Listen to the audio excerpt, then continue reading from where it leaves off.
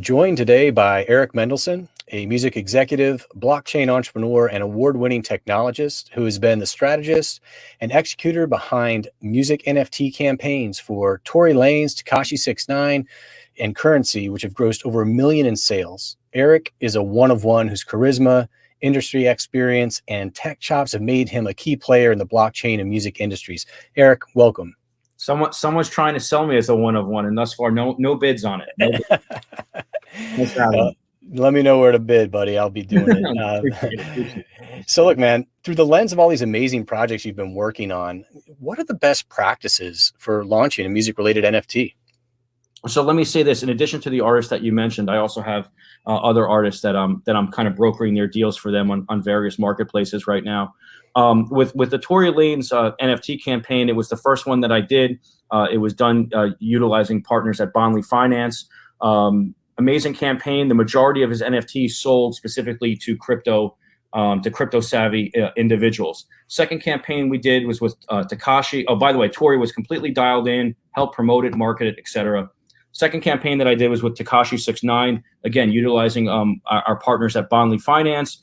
Tekashi wasn't really engaged in the campaign. We had buy-in from the label side, but not from him. And as a result of it, we didn't really get the buy-in from the crypto community that we were expecting. It didn't do that bad. We did several $100,000 in sales for that. We just didn't get the full buy-in like we got from the Tory Lanez crypto community. And then the last campaign that I executed was with Currency, which is really where I learned a lot about the space. Currency is an independent artist. He's released over 20 plus albums under his belt. He's released his own merchandise on his own website. And when he releases his own merchandise, he sells out instantly every single week, every Saturday when he releases new drops. And for Currency's campaign, unlike Tory and even Tekashi's campaign, the majority of the buyers for Currency's campaign were actually his fan base, which was pretty remarkable. And what I learned doing these three different campaigns is that, number one, artists have to be engaged with their fans. That's first and foremost. Probably just as important as that is the marketplace. Are we going after music fans, which the majority of which don't know how to buy NFTs? It's a foreign language to them, and there's a lot of hurdles that they have to jump. Or are we going after the crypto savvy individuals? And if we're going after crypto savvy individuals, I think it's important. Any artist can release their NFTs on certain marketplaces right now fairly easy. But that doesn't mean that they're going to have a team behind them. So there's certain marketplaces, certain partners that I like to align artists with that I think will be more favorable for that artist. Just how they would sign to different record labels for different reasons. It's the same thing from what I've seen in the NFT space right now. I get it. So when you think about the different elements related to the success of these projects, is it the art, the perks, the music, the celebrity? Like, what's the most critical element of these campaigns? Yeah, hate to break it to all the music fans out there or musicians out there. Music is actually probably the least important piece. I think the most important piece from what I've seen is celebrity, social following, engagement. Then it's the art, or specifically a partnership that they have with a specific graphic artist or visual designer that they partner with. That's a great strategy. And then, music is perks are important in the music space specifically. When we're talking about just graphic artists like a Beeple, the perks aren't important at all from what I've seen. But when you're talking about music, people who are buying music NFTs, there has to be some additional added value, which I'm sure we'll speak about. So the perks are probably equally as important as the actual art. And again, music is probably the least important of everything that you mentioned. So like, what are some examples of perks that stand out to you that would yield success here in the space?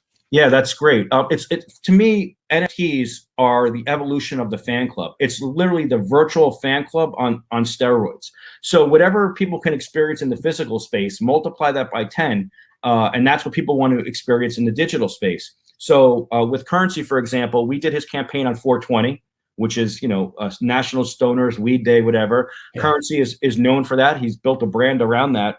And what we did was we sold NFTs that were priced right for his regular fans at like $100, which was a virtual smoke session with Currency.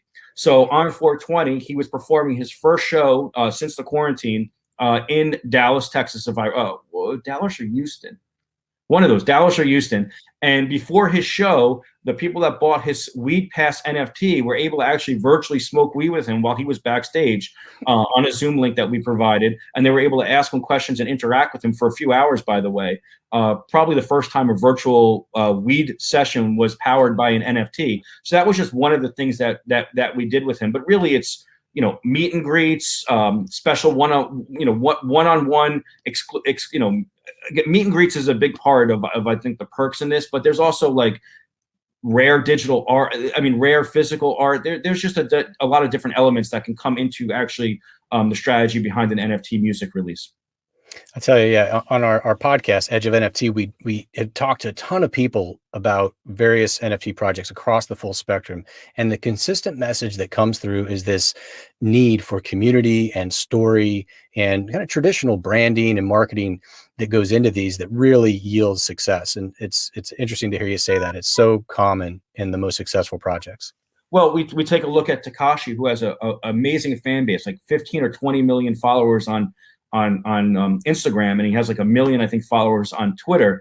And the tweets were happening during the campaign, but he wasn't on his most engaged fan base platform, which was Instagram. And we saw the difference in numbers between, let's say, what Tory Lanez did and what he did, just as a result of that engagement with the community that they were building.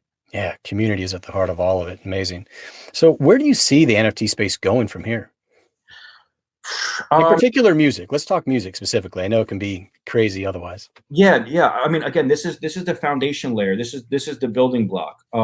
You mentioned perks earlier. Well, I think that the perks that are going to come with these NFTs is that they're going to play a role in the metaverse, in these virtual worlds, where if I have a one-of-one Tekashi chain or a one-of-one of anything, that I can bring this NFT into the virtual world, and I'm the only one in the world with this specific NFT. Now, it can have utility in the virtual world, or quite frankly, it can be just social currency and a bragging piece.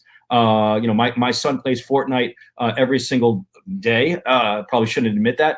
He also plays Roblox, and I'm going bankrupt just funding the purchases of what he's doing. And I say to my son, I said, "What are you using this for? Does this make you better in the game?" He was like, "No, it just makes me cool because one of my friends has it and I have to have it." And I think that hopefully we'll get to a place in the space where these music NFTs are just like the Roblox or the Fort Bucks or whatever they're called, and it provides the person in this virtual world with something special that they can brag to their friends about.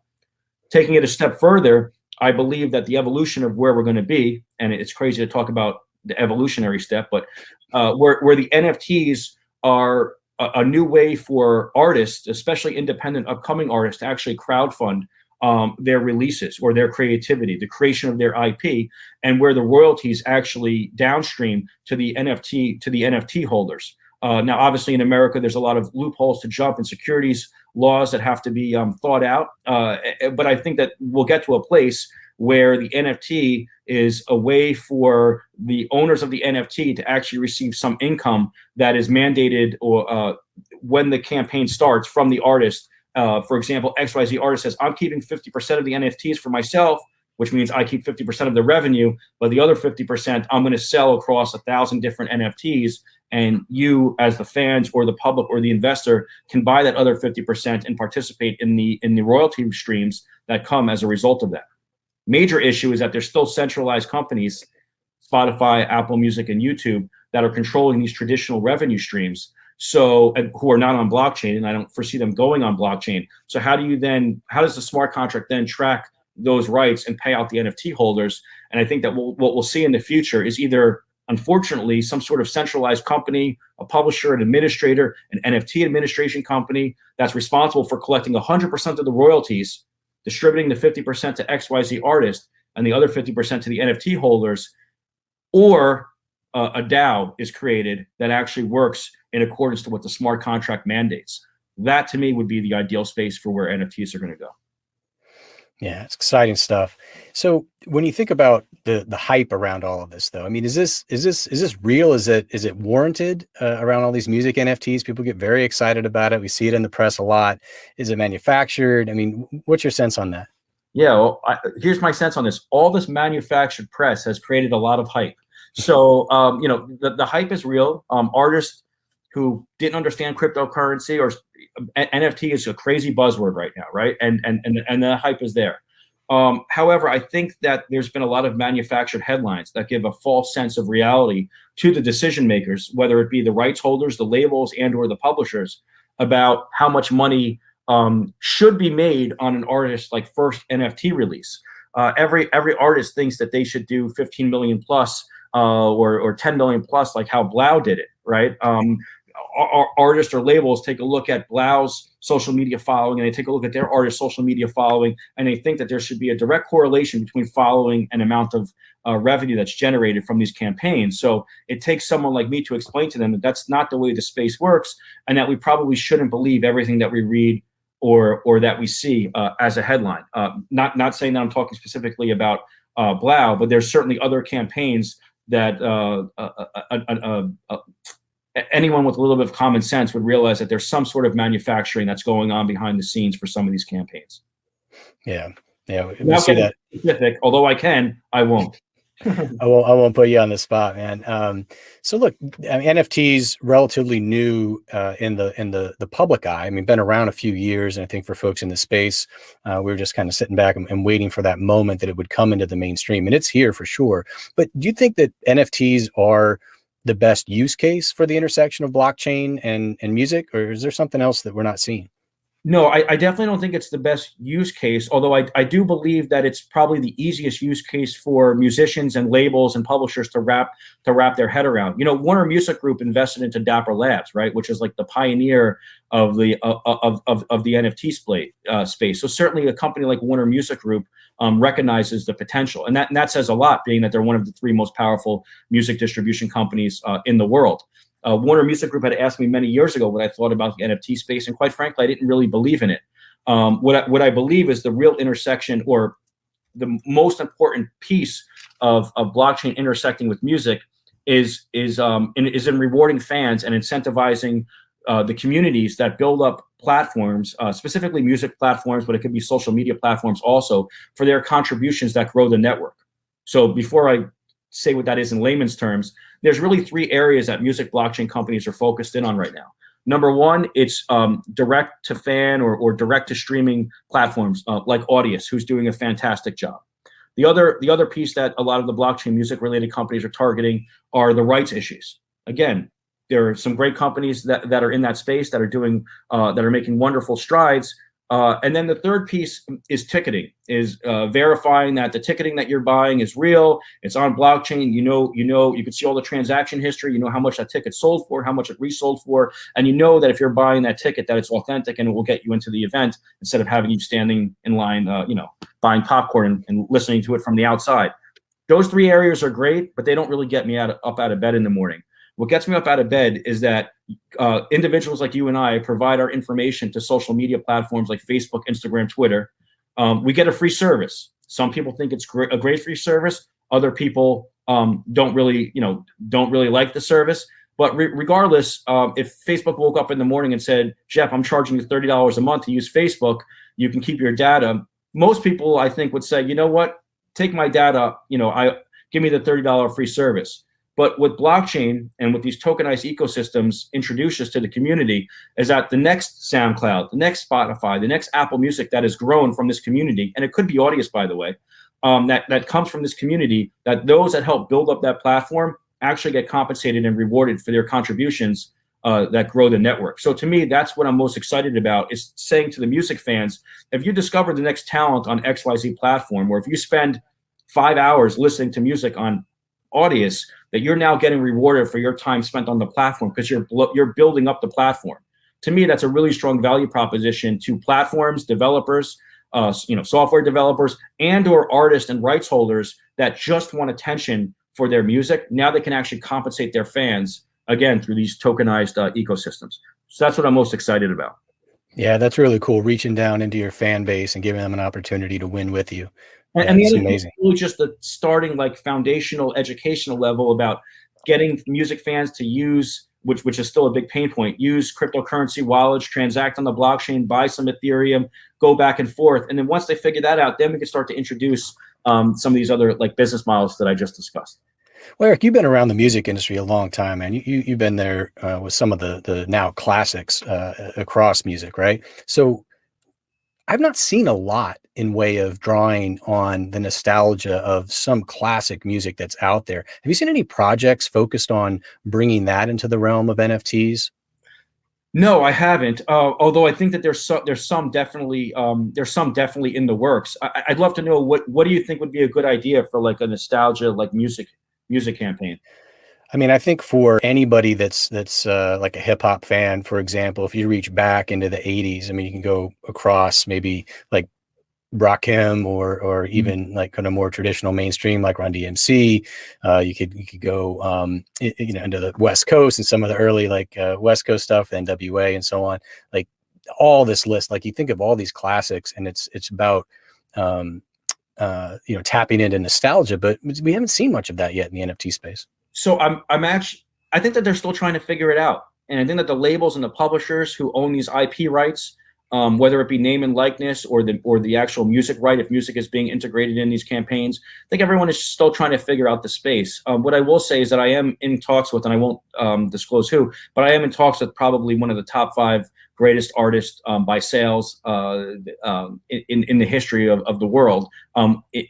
In touch with his estate to do something. So the estates of these artists, of some of these big legacy artists, are definitely interested, because at some point, I think estates hit a ceiling as to how much money they can make from their IP. And whenever something new is introduced, like this new NFT technology, they have to spend a lot of time educating themselves about it, researching it, because these estates have these heavily gated ecosystems to protect the IP rights, that they don't want to make a bad decision. So they're still trying to learn about the NFT space, and I think as they do, we will see more estates or more legacy artists diving headfirst into the space.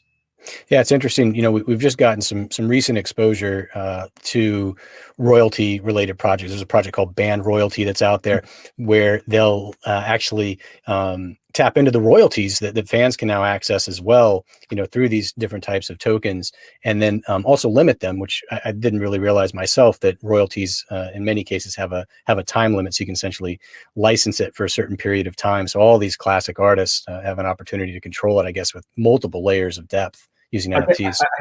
Sorry to cut. Yeah, I touched on this a little bit earlier. I'm familiar with band royalty. I have to look a little bit more into it. But again, it's a securities violation.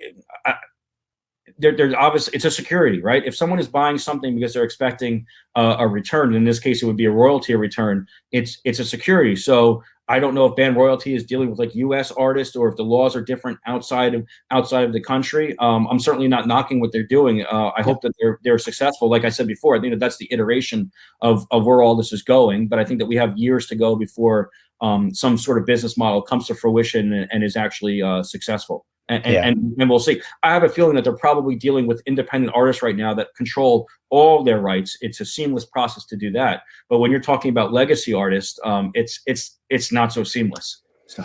So some iteration still to be done, I guess, in that space, but exciting stuff to come. Which is par for the course. Mm-hmm. Well, let me ask you this, man. I saw the recent announcement that Binance is going to have an NFT platform. What does that mean for the space and other platforms? I think anytime Binance announces something that the industry takes notice.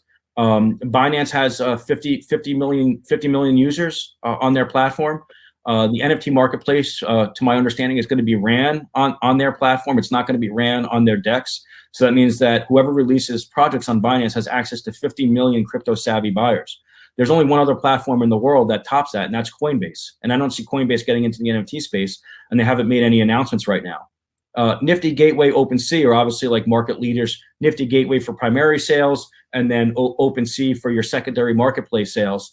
And Nifty Gateway has kind of had somewhat of a little bit of a monopoly on the space right now, because it's owned by the Winklevoss twins, two geniuses, who owns the Gemini exchange, which has a fiat gateway. So Nifty was able to introduce the fiat gateway to the NFT buying community, which makes it easier for music fans to participate in NFT drops, because they don't have to get a cryptocurrency wallet or understand how to buy ETH. Well, guess who else is going to be introducing a fiat gateway? That's Binance with 50 million users. So I personally think that in 1 to 2 months, Binance will be the market leader as a primary marketplace, and potentially give OpenSea a run for their money as a secondary marketplace leader. Although they are going to be on the Binance Smart Chain, not on Ethereum. I'm sure that there's plenty of Binance supporters in their community that are going to support these music drops. Let me say this. While I think Binance will also be the biggest platform in the world in a few months, that doesn't necessarily mean that they're going to be the biggest platform for music-related NFTs. It could be a company like OneOf, for example, that just introduced a $63 million seed round, which was like unprecedented. Yeah. And they're really focused completely on the music space, making NFTs affordable. And they have a lot of great artists and projects that they just introduced that they'll be launching soon. So maybe it's a company like OneOf that's specifically music focused that wins in the space, or it could be Binance, or everyone can play nice in the little sandbox. You know, we'll see. Right. Yeah, Quincy Jones disrupting the music industry once again.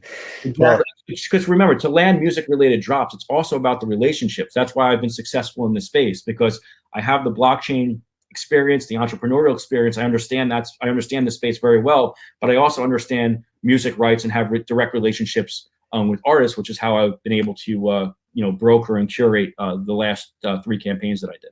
Man, relationships, community story, right? It all comes back to it. Exactly. Well, exciting times still at the early stages. Well, Erik, thanks so much for your generosity and sharing your time with us today. Cannot wait to see what you do next, man. Thank you again. I appreciate it. Anyone can hit me up, Erik Answerman, on Instagram or Twitter. Beautiful. Thank you again.